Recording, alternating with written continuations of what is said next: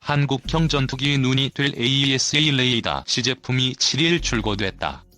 AESA 레이더는 2016년부터 국방과학연구소 주관으로 개발 중인 전투기용 레이더로 KF-X에 탑재되는 핵심 장비다.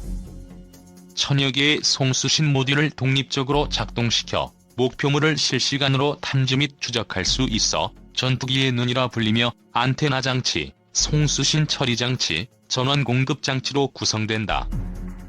한때 해외의 기술 이전 없이 AESA 레이더를 국내에서 개발하는 것은 불가능하다라는 우려에도 불구하고 2017년과 2018년 두 차례의 지상시험 및 점검을 통해 국내 개발 장치인 하드웨어 입증 시제의 기술 성숙도를 확인했다. 또 작년에는 국내외 비행시험을 수행해 다시 한번 하드웨어의 기술 성숙도를 확인했고 오늘 KF-X에 탑재할 AESA 레이더 시제품을 성공적으로 출고하게 됐다. 방위사업청은 7일 오전 10시 한화시스템 영인종합연구소에서 AESA 레이더 시제품 출고식 행사를 개최했다고 밝혔다. 이번 행사에는 최호천 방위사업청 미래전력사업본부장, 남세규 국방과학연구소장, 김일동 국방부 전력정책관 등 사업 관련 주요 인사 및 관계자들이 참석해 AESA 레이더 시제품의 성공적인 출고를 기념했다. 최호천 방사청 미래전력사업본부장은 기념사를 통해 해외에서도 이전을 꺼려하는 AESA 레이더 기술을 피땀 흘린 노력으로 시제품을 개발한 국방과학연구소 및 한화시스템 등 관계자들에게 감사의 말을 전하며 앞으로 AESA 레이더가 KF-X에 성공적으로 통합돼 세계 시장에서도 경쟁력을 유감없이 발휘할 수 있기를 기대한다라고 말했다. 7일 출고식을 계기로 공개된 AESA 레이더 시제품 실물 사진 방위사업청 제공. 남세규 국방과학연구소 소장도 오늘 AESA 레이더 첫 시제품 출고라는 큰 성과를 거두게 되어 기쁘다. 이제 자신감을 가지고 우리가 개발한 AESA 레이더가 KF-X 전투기용 레이더로 손색이 없는 수준까지 완성도를 높여갈 수 있도록 개발자 모두 변함없는 노력을 당부한다고 말했다. AESA 레이더 시제품은 곧바로 한국 항공우주산업에 인도할 예정이며 KF-X에 탑재해 체계 통합과 지상시험 및 비행시험 등의 시험평가 과정을 거친 뒤 2026년에 체계 개발을 완료할 계획이다. KF-X는 향후 우리 군의 핵심 전력이 될 것으로 기대되는 자주국방의 상징이다. 노후화된 F4와 F5 전력을 대체하고 F-35E, F-15K, KF-16, FA-50 등과 함께 우리 영공을 지키는 핵심 전력으로 자리매김할 것으로 보인다. 개발 및 양산주 사업자인 카이는 지난 4월부터 KF-X 전방, 중앙, 후방동체 구조 조립에 착수해 8월 현재 최종 조립 단계에 들어갔고 내년 상반기까지 시제기를 완성시킬 예정이다. 내년 6월 이전에 출고될 것으로 예상되는 시제기는 총 6대가 제작되며 다양한 지상시험을 거친 뒤 2022년 상반기 중에 초도 비행을 하게 된다. 1세대 KF-X의 양산 및 실전 배치는 2026년부터이며 전체적인 성능은 2029년 나올 예정인 2세대에 더욱 업그레이드 된 기체로 선보일 예정이다. KF-X 기체 크기는 길이 16.9m, 폭 11.2m, 높이 4.7m이며 최대 속도 2200km, 최대 이륙重량 25,600kg, 최대 탑재량은 7,700kg이다. 주변국 압도할 최강 무기 국산 전투기 KF-X 등장하나 박수찬의 군. 단군 이래 최대 무기 개발 프로젝트인 한국형 전투기 사업이 본궤도에 올랐다. 개발에만 8조 6천억 원이 소요되는 초대형 사업인 만큼 국내외적인 관심도 높다. 국방과학연구소와 한화시스템이 개발한 다기능 이상 배열 레이더는 시제품이 완성된 상태다. 엔진과 전자장비를 비롯한 구성품들도 조립을 기다리고 있다. 이들 장비는 내년의 모습을 드러낼 시제 1호기에 탑재될 예정이다. 하지만 KF-X의 핵심인 항공무장을 둘러싼 우려는 여전하다. 미국 정부의 의사결정 지연으로 미국 제항공무장 중 상당수가 KF-X에 체계 통합되지 않고 있다. 무장 문제가 해결되지 않으면 KF-X는 훈련기 수준에 불과하다. 이를 해결하기 위해 개발사인 한국항공우주산업과 운용 주체인 공군 등을 중심으로 다양한 방안이 제시되고 있다. 현재 카이 주도로 개발이 진행 중인 KF-X의 치명적인 문제는 무장 장착이다. 미국 정부의 비협조로 미국산 정밀유도 폭탄과 영국 MBDA 미티어, 독일 아이리스-T 공대공 미사일 장착만 확정된 상태다. 미국이 태도를 바꾼다고 해도 F-35A에 쓰이는 무장과 큰 차이가 없다. F-35A는 강력한 스텔스 성능과 실시간 네트워크 기능을 갖추고 있다. 미국이 F-35A 개발 당시 AIM-120 중거리 공대공 미사일을 별다른 문제 의식 없이 탑재한 것도 절대적인 스텔스 우위 덕분이다. 반면 KF-X는 F-35A보다 스텔스 성능이 뒤떨어진다. 미국처럼 AIM-120을 그대로 탑재하면 스텔스 전투기와의 성능 격차를 좁힐 수 없다. 중국이나 러시아처럼 150km 이상의 거리를 빠르게 날아가는 장거리 공대공 미사일이 필요한 대목이다. 미국 로키드 마틴이 2020년대 초반을 목표로 AIM-120보다 사거리가 훨씬 긴 AIM-260 신형 장거리 공대공 미사일을 개발하는 이유다. KF-X에 탑재되는 미티어 미사일은 현재 상황에서 이 같은 요구 조건에 부합하는 무기다. 음속의 4배가 넘는 속도로 최대 200km 떨어진 적기를 격추할 수 있다.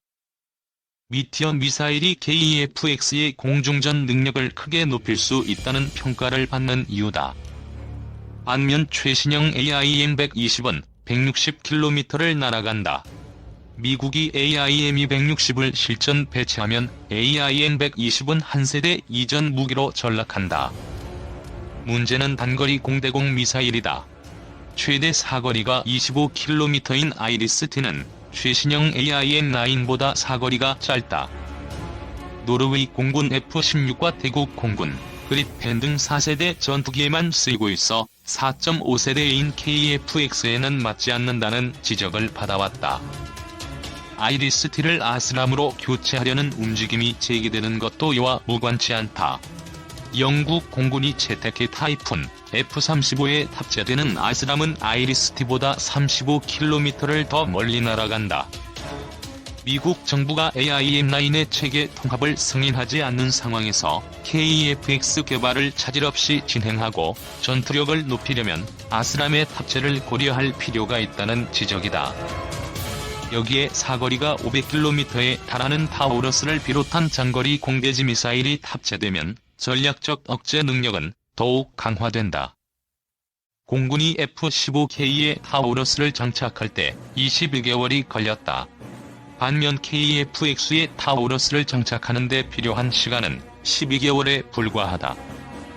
미국 보잉이 만든 F-15K와 달리 KF-X는 국산 전투기인 만큼 체계 통합 절차가 더 수월하기 때문이다. 성능이 검증된 타우러스와 미티어, 아스람 미사일을 갖추면 전투력을 높이면서 KF-X 개발 리스크는 줄일 수 있다. 이와 관련해 국내 기술 축적과 방위산업 육성 차원에서 1차 생산 물량은 타우러스와 미티어, 아스람 미사일을 탑재하되 2차 생산 물량은 국산 중거리 공대지 미사일을 장착해야 한다는 주장이 나온다. 100% 국내 개발은 리스크가 크다. 개발을 완료해도 감항 인증을 받아야 하고 KF-X에 탑재해 성능 시험도 진행해야 한다. 이 과정에서 얼마나 많은 시간이 걸릴지 알 수 없다. 미사일 개발 경험을 갖춘 영국의 미티어 미사일 개발 기간이 25년에 달했다는 점을 감안하면 우리나라는 그 이상의 시간이 걸릴 수도 있다. 미사일 형상이나 탄두 등 핵심 기술이 부족한 만큼 타우러스 KE 기술을 응용, KF-X와 FA-50에 탑재하는 방안이 비용 대비 효과가 뛰어나다는 평가다. KF-X 리스크 완화를 위해서라도 KF-X 초기 생산부는 외국 무장을 탑재하고 장기적 관점에서 해외 업체와의 협력을 통한 국산 무장 개발을 고려하는 것이 적절한 이유다. 지난해 10월 개최된 서울항공우주 및 방위산업 전시회를 찾은 관람객들이 한국형 전투기 모형을 보고 있다. 세계일보 자료사진. KF-X를 성공적으로 개발해 실전 배치하기까지는 많은 리스크가 남아있다. 실시간 네트워크를 중시하는 현대전장 환경은 전투기를 기계가 아닌 전자제품의 성격이 강한 장비로 탈바꿈하도록 요구한다. 그만큼 개발 과정에서 리스크가 크다. KF-X 개발 및 운용 과정에서 발생할 리스크는 체계 통합과 기체 개발을 맡고 있는 카이에 집중되어 있다. 사태로 인도네시아가 기술진을 한국에서 철수하고 개발 분담금도 제대로 내지 않는 상황은 카이의 부담을 가중시킨다.